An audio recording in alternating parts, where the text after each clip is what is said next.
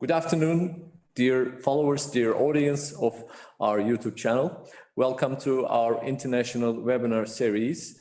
Today we are together with an important guest from University College London, Qatar, and we will discuss about post-COVID-19 impacts on the institutions like museums, galleries, and libraries. And our guest is Associate Professor Dr. Milena Dobreva. So welcome to our webinar. Thank you.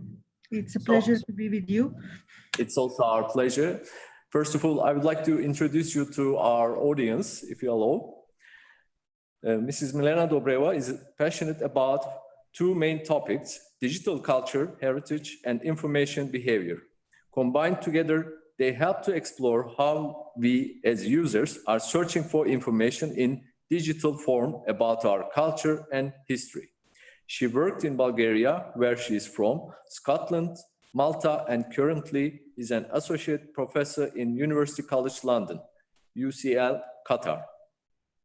In the last year, she was instrumental to host the book sprint, which created in 1 week with the contribution of 16 professionals from all over the world, the book Open a Glam Lab. The book is exploring how to establish an innovation lab supporting datafication in a gallery, library, archive, or a museum.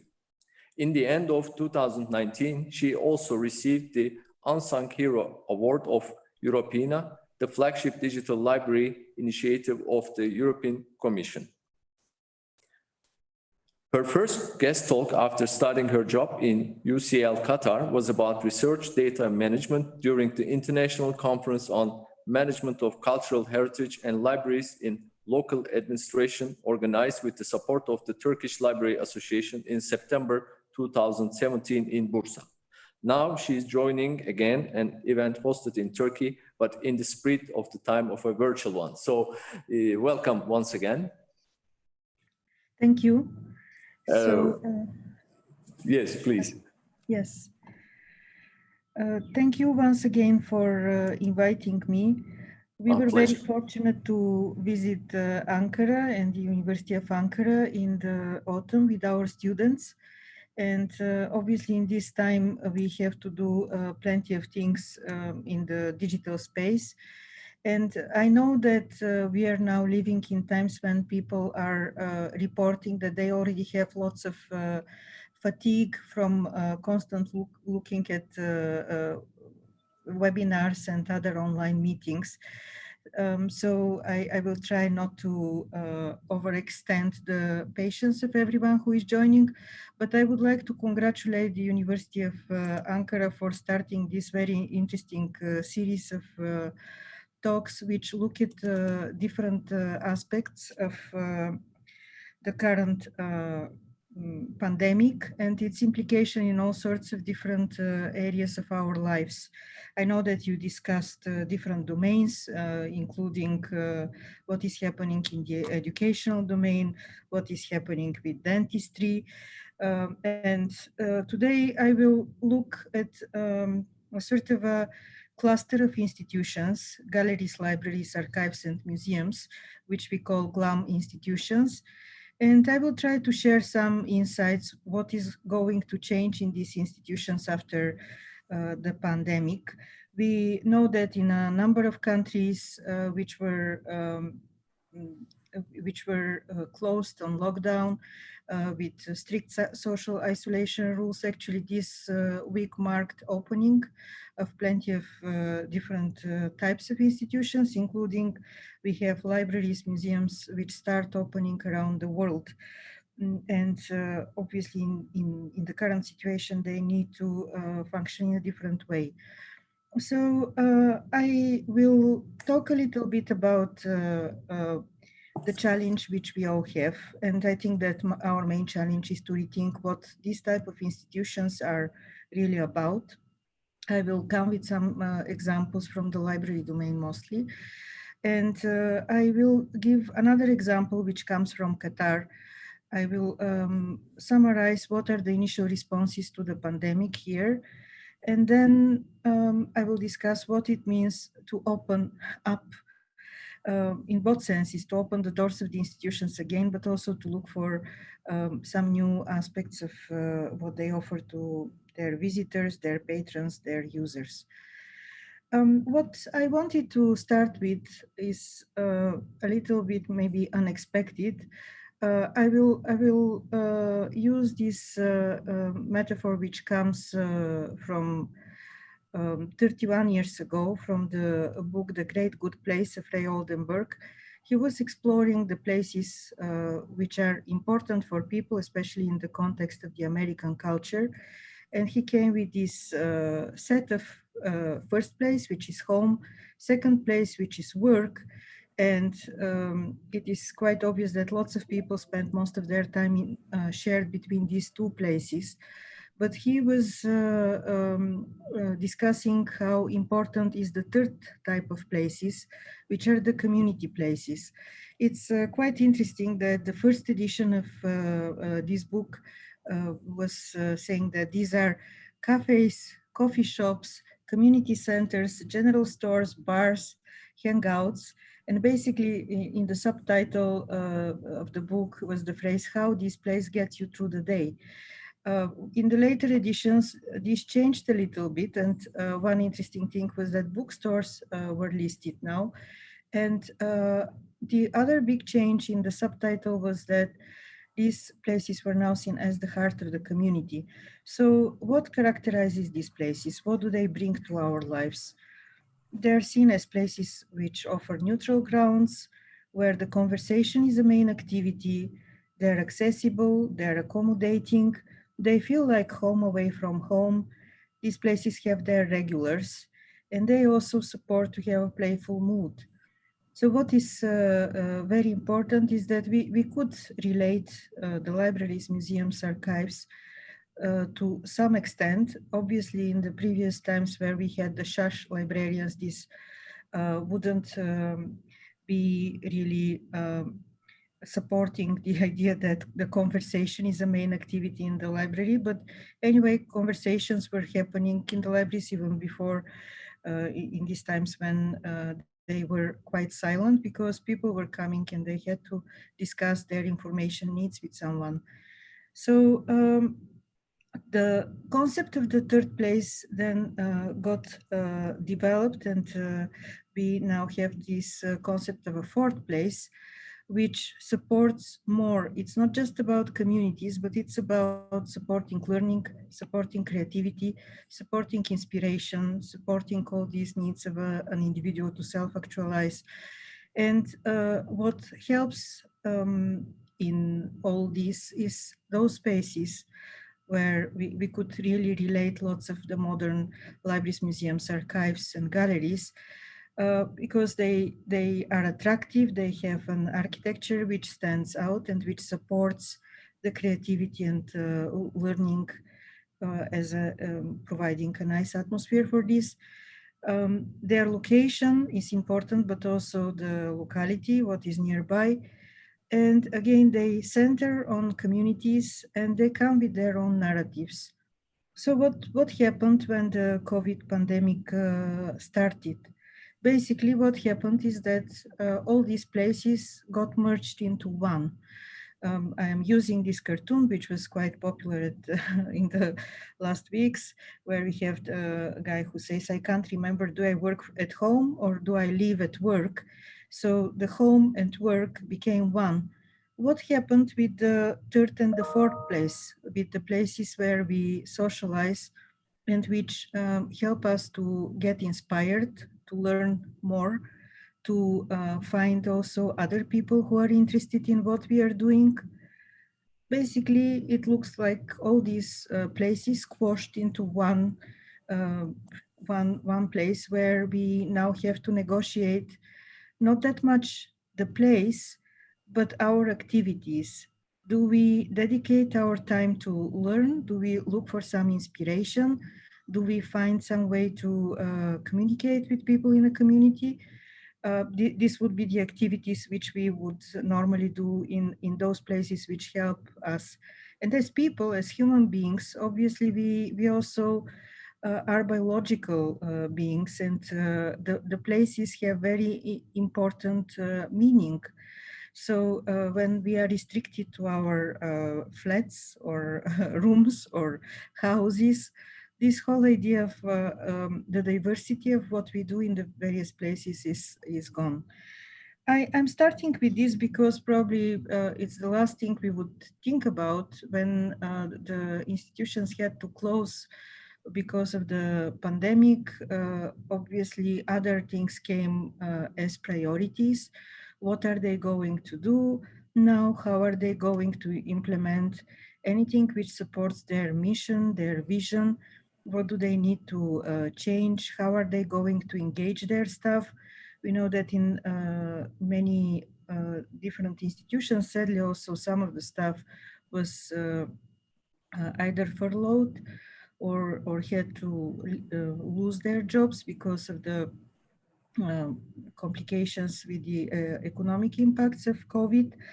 But what I wanted to remind is that we are not only delivering services, but these institutions are very important part of the human society, and they're very, very essential for the communities of people. So we could also expand this and take as another point of inspiration this book of Alberto Manguel, The Library at Night. It's a very interesting collection of essays which looks at different faces of libraries we don't always think about. So we can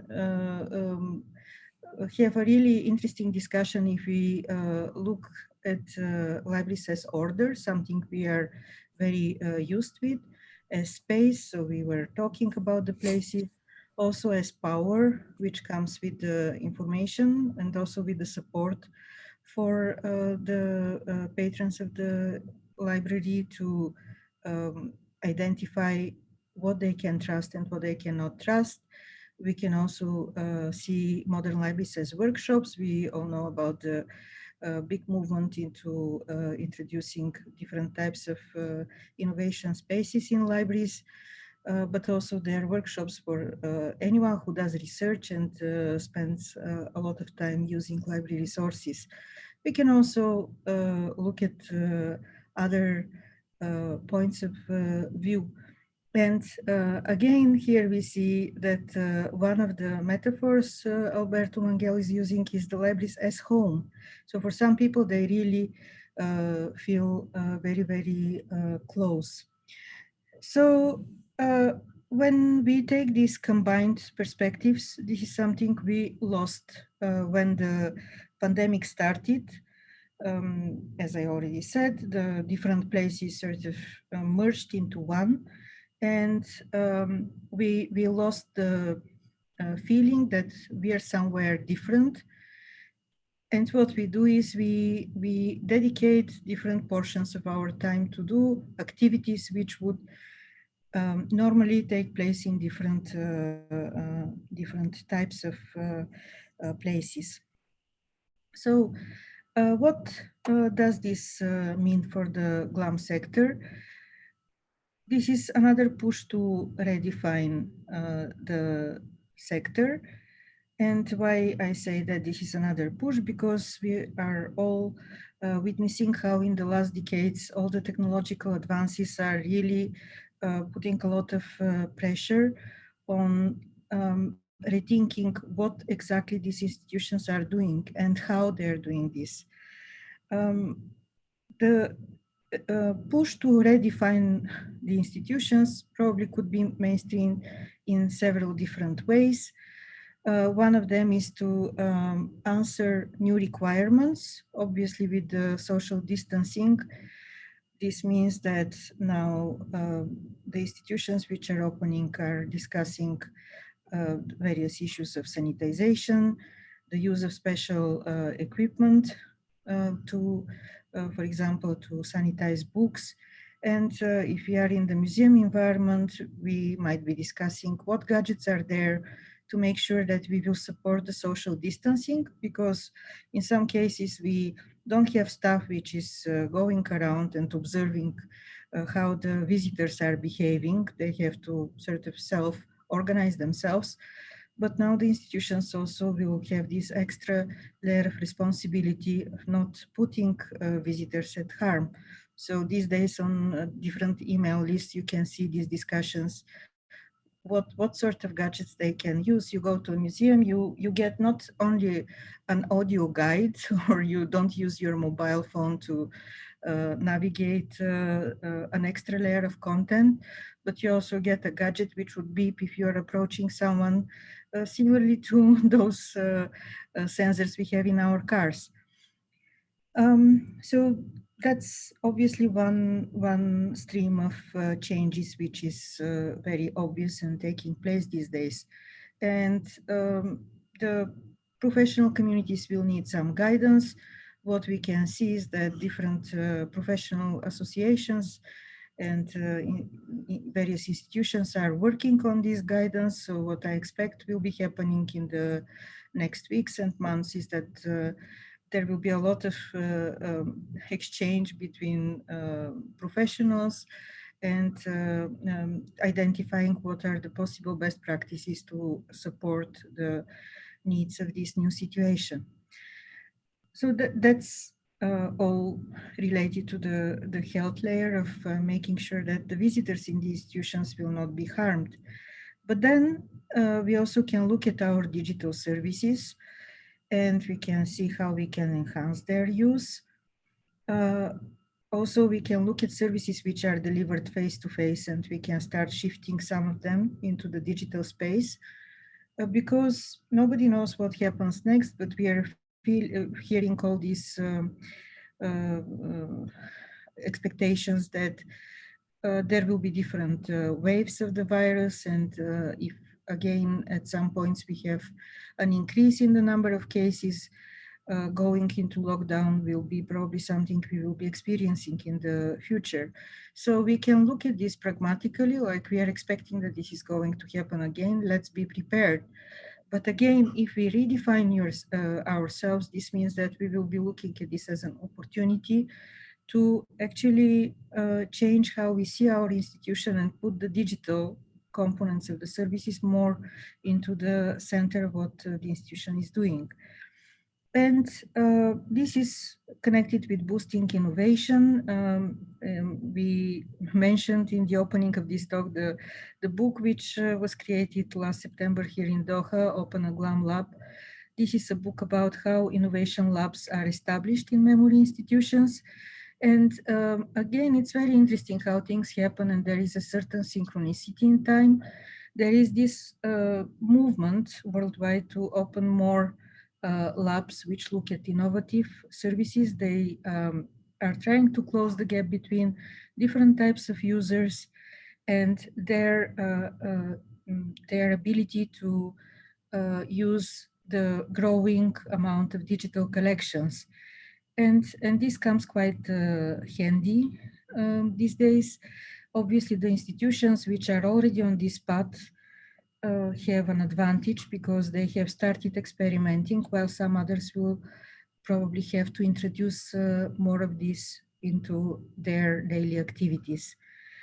So if we start looking just at responding to the new needs, only at enhancing the use of the digital services, what is important is that we don't miss seeing the forest, looking at the different trees, and we really try to be strategic in this time. I think that this is really important because in the modern management culture, we don't want to be firefighters. We want to create environments which actually help an institution to be functional, whatever happens. And we saw that all sorts of things can happen totally unexpectedly. So I want to look a little bit at libraries as an example, how they responded to the challenges, what types of activities they started implementing. And what was very clear is that when the pandemic started, there was a very fast response of the big library associations. I have listed here several, but actually more came with different statements. And what we could see is that on the 1st of December, Lancet sort of dated that there was the 0 patient. Probably this will change with the latest discoveries about people in France who had the virus in December. But this is the date we have for the time being. Then on the 13th of March, the World Health Organization declared that there is a pandemic. On the 12th of March. And immediately on the next day, the American Library Association and CILIP, the British Library and Information Professionals Association, came with their statements, what this means for the libraries.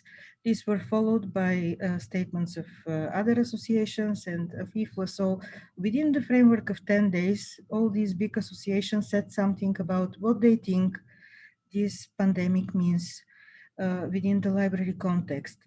So since that time, we were in extensive social isolation, and this week institutions start opening again, not all over the world, but in some countries. Besides the libraries, obviously, there were statements from the International Council of Museum a little bit later. So the statement appealed for the necessity for relief funds for museums who were really badly hit in many countries. Then UNESCO had a statement which appeals to turn the threat into an opportunity and greater support for the documentary heritage. This was also in the beginning of April. And recently the International Council of Archives with several other bodies issued a statement on the duty to document, reminding that whatever happens in the world, we should not lose our good practices to document. Actually, in this time, we saw lots of initiatives to collect materials, stories. So there were oral histories projects and also projects which look at collecting objects of different kinds, also with the challenge how to do this without threatening anyone's health. But here the point is not just to collect new stories and evidence, but to make sure that we don't fail our good documentation practices. My colleague Mark Kosiju from the University of Malta was analyzing these statements, and he proposed 10 emerging themes. So obviously, he looked at the statements of the library associations. I just added the examples from the museum and archives domain to give a flavor that they sort of find a main area of focus. But in the library case, the various associations were identifying different areas which need attention. So what is interesting about this? Basically, the people from the library associations are experienced professionals. And I would say that in the beginning of the pandemic, this is a sort of a projection and a top-down view, which areas of work of the libraries will be impacted, what they have to take care of. So these 10 themes can be clustered. Some of them are about the access to information, the migration of services into the digital space. So we would say that this is all digital. This is why I used the same dark red color to mark this group. An important role is to counter this misinformation, disinformation and misinformation. We see how many different news appear about the next medicine, which somebody said was really helpful, and then people rush and buy all the amounts of this medicine. And not speaking about all these messages about how effective is to use bleach. Not going to go much in this direction, but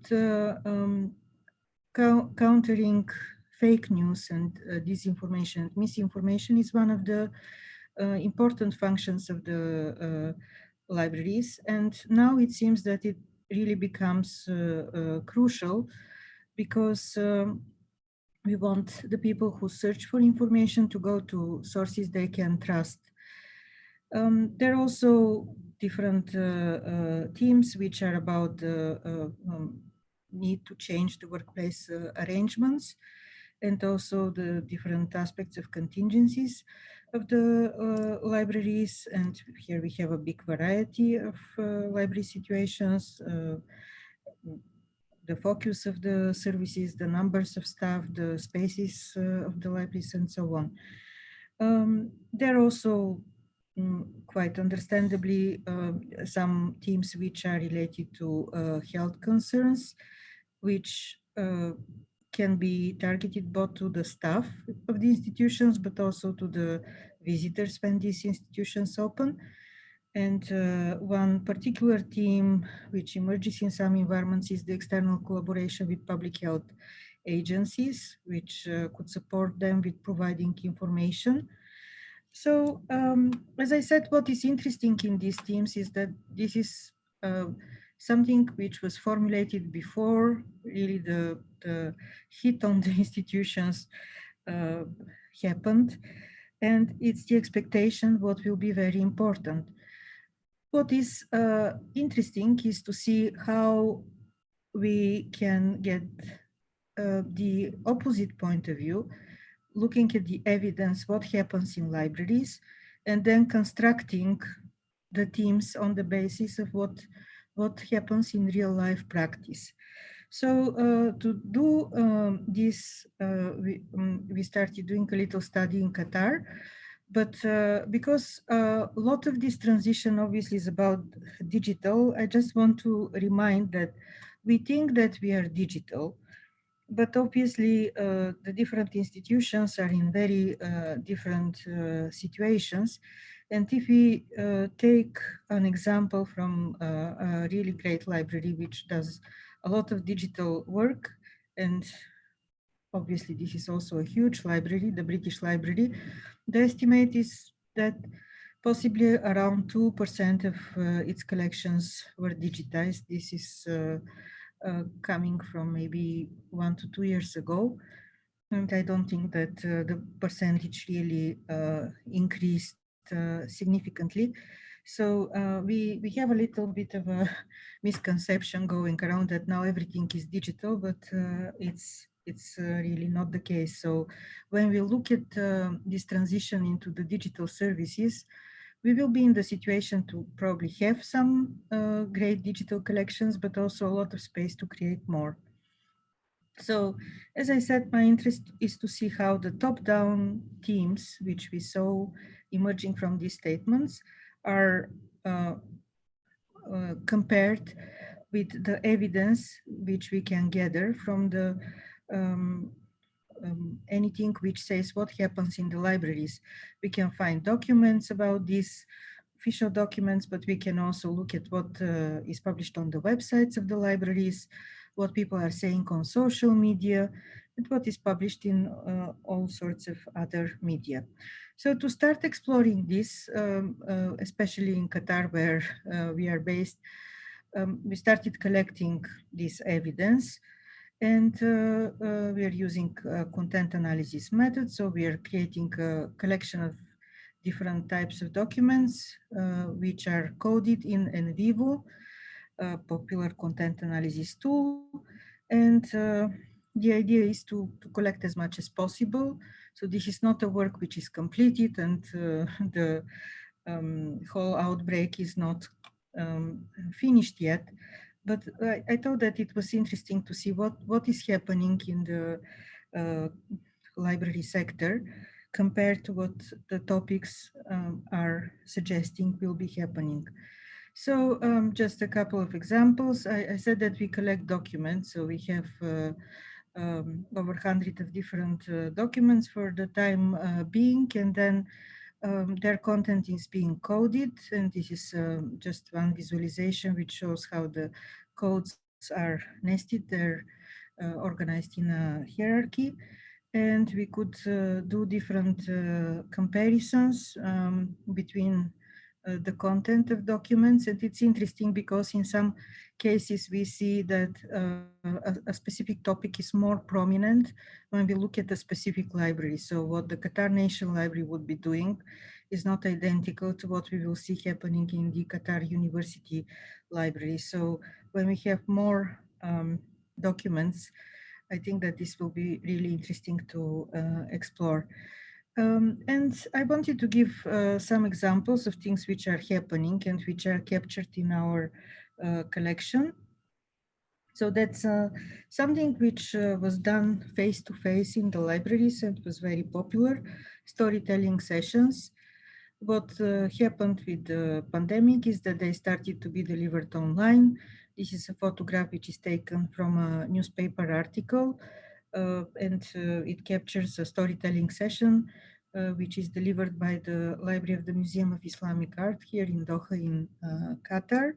So an example from a special library which transforms face-to-face activity into an online delivery.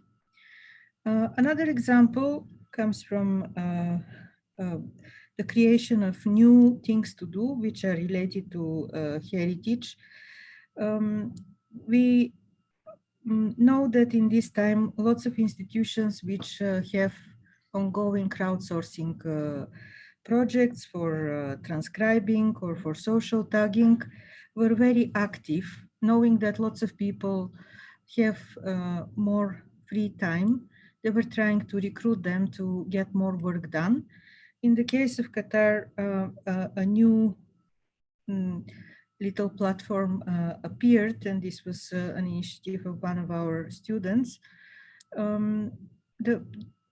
The student decided that one of the topics of debate is that there are a number of Qatari words which the young population is not knowledgeable about, and this Instagram, so no special platform, something which is on social media, this Instagram group looks at words and comments on what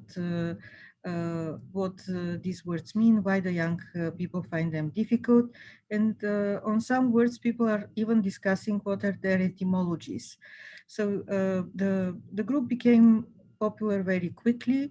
In a few days, it had over 600 followers and lots of discussions going on, which supports probably this expectation that in a time when people have a little bit more time and you give them a topic they're interested in, they start really coming forward and contributing. Obviously, such a collection can be used for different educational outcomes later. But I thought that this was an interesting thing which happened during the pandemic.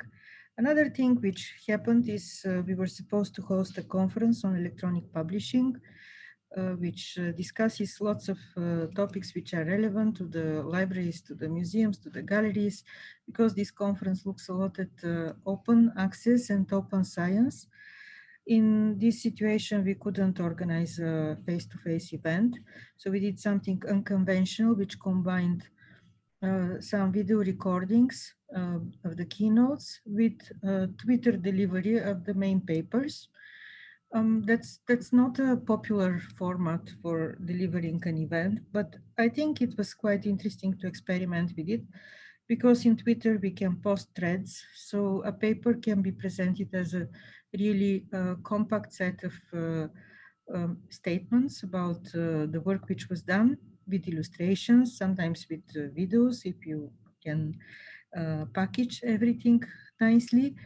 And the event was quite popular. It definitely had more people discussing it than the number of people which would come to a conference which is organized physically. So this map shows the distribution. We had 375 users in different parts of the world commenting about the event.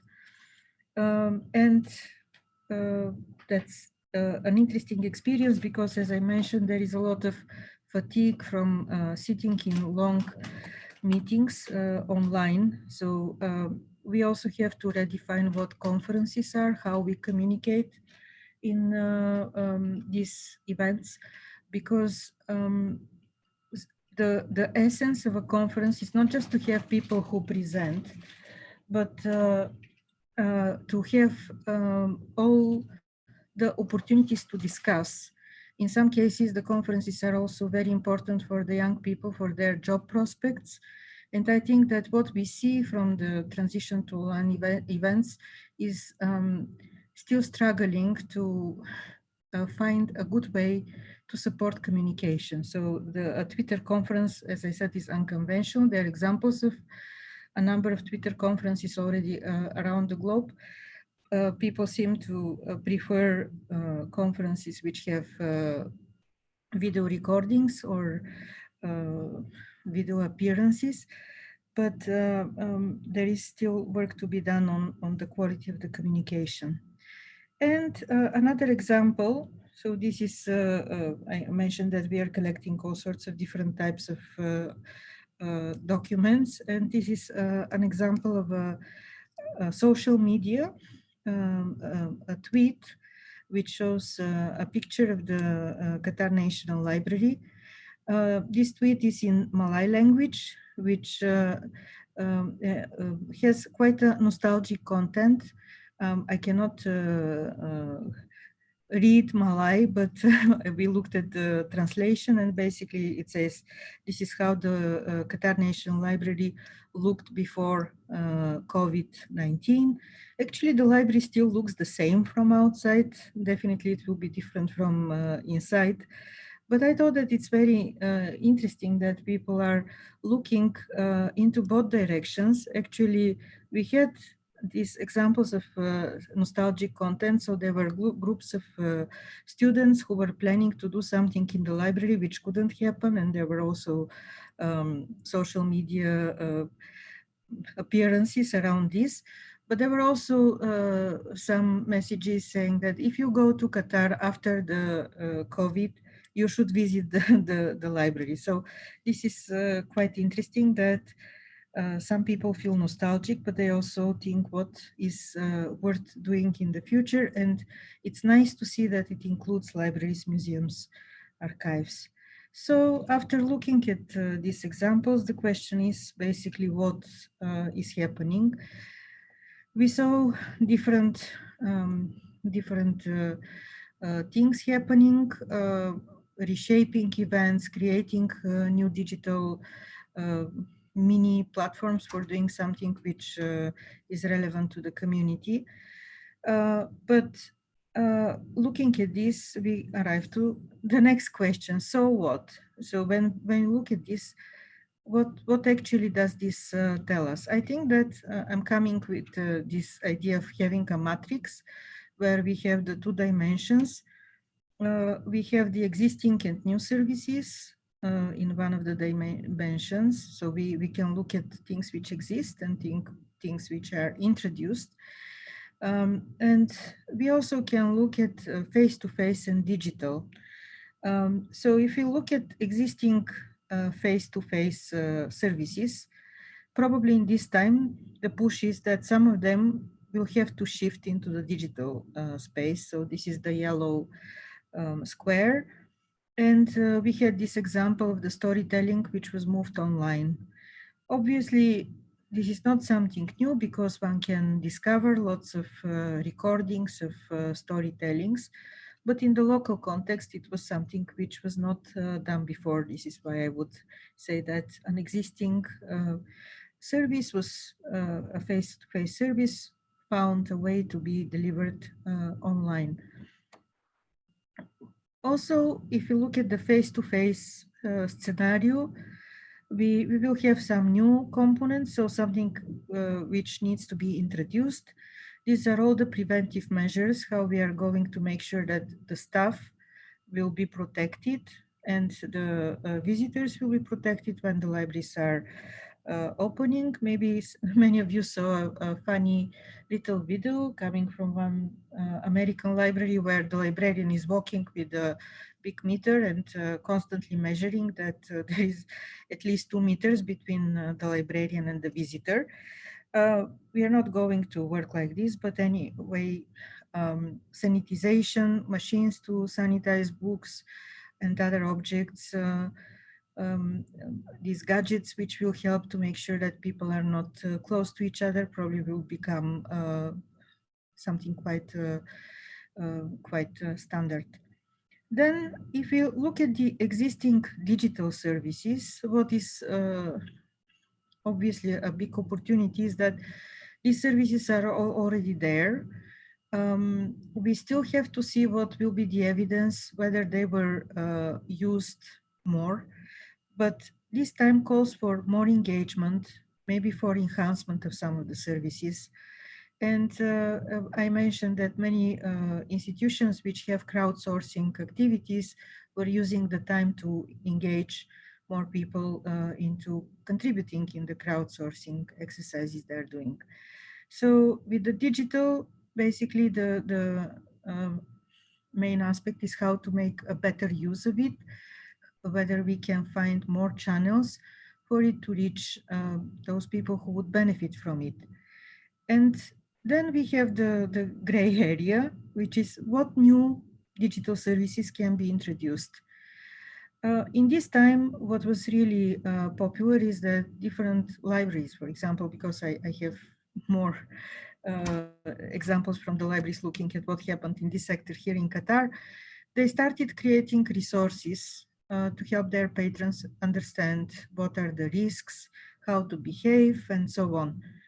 So for example, one thing which is quite obvious is that if we have several institutions doing the same thing, maybe if they came together, they could avoid duplication of effort.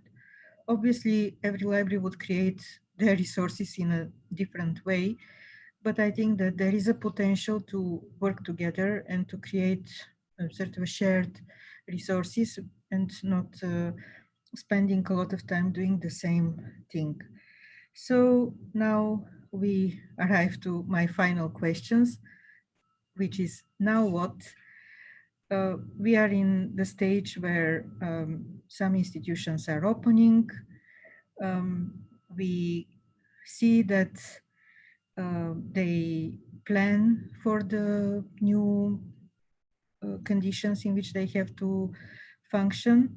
But besides this, besides the immediate response, I think that my key message is that, again, this is a time when we can redefine ourselves and explore what are we really about and how we can do it with more emphasis on the digital, which now becomes inevitable. And not forgetting that we will be facing those people who lost their spaces, who their different places, who have the same place, which is for home, for work, for social connections, for communities, and also for learning and for inspiration. So I think that this is something which should guide us to offer more, being mindful about the importance of supporting people in this time. Thank you. Dr. Dobreva, thank you very much. It was a very interesting presentation for us. And of course, it created some questions in our minds, and some of our audiences forwarded. And also, I have some questions, if you allow me. You mentioned about the transformation of these Glam institutions, and we will redefine ourselves in this aspect. Of course, I know this is very general, but maybe in this respect you can answer how we can improve or enhance the digital skills of the people, the beneficiaries of these institutions, because we will transform them, but of course the users should be also transformed. So what do you recommend, very briefly, on this? So the libraries and also the museums and galleries, they already play a role in introducing new skills. This was happening traditionally in the place, in the space of the institution. Again, this means that now there will be a push to do more in the digital space. We know that the education took a very big hit in this sense, and massively, globally, was forced to move online. This will create another, I think, another pressure because the current library professionals, the museum curators, they have to constantly um, run and acquire new skills. It seems that in this situation, maybe they will also acquire the new skills to move some of the educational programs they do online. It's very sad, but in many museums, the first staff members who lost their jobs were those who are dealing with education, because the um, sort of simple thinking says, okay, the museum is closed, what education we can have at this point? And the outcome was that probably among different teams, these were the teams which were hit quite hard. But we have to rethink this, and maybe we, instead of losing these people, we have to have more staff members who can provide education, because the education online is more complicated. It takes more planning, more time to organize, until at least it starts moving forward. So that's a very good comment, and I think that it opens an area I didn't touch upon. Yes. Yeah. Thank you, thank you. And also the universities also have Glam institutions. Inside them we have museums, we have libraries. So what will be the action to be taken by the universities in terms of education or transformation of these institutions? When I was preparing my slides, I was thinking about the National Library in Ankara, which is very heavily used. People are waiting, and the capacity of how many patrons could be in the building is always insufficient. This is what I remember from our visit. So again, the universities have their Glam institutions, and they will have to move with the wave, with this additional thing that one of their purposes is to help research and to help learning specifically. So probably they will integrate better with the digital forms of education which are delivered by the institutions. This might be an incentive to bring closer the content coming from the institutions with the content which is delivered by the university. Do you think that some museums, especially or private galleries, are under a kind of threat because of this? Because I think they lost some of the visitors, and maybe they will lose some of them in the future, and this can be a challenge for them to survive. Yes, I didn't talk a lot about the economic aspects, but in some cases, those institutions which have mostly public funding feel that they're threatened, because when the public funding has to be redesigned, it's very often that the cultural and educational sector take the first hit. So this is not a problem only for the private institutions. I think that that's another reason to redefine and to think about the actual models, what creates a revenue, and how this can be done. There is a lot of pressure these days for the cultural sector to think about business models, and I think that the pandemic will just make this even stronger.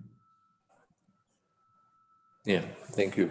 And well, before having your last verse in our webinar, I would like to comment that I remember the very first days of this pandemic cases, and when we started to stay at home, many of the museums and libraries started to share what they have, especially digitally. So I think it was a big support for the ones who had to stay at home, especially for the students, for the families. So we are thankful for them. So we are very grateful for their presence.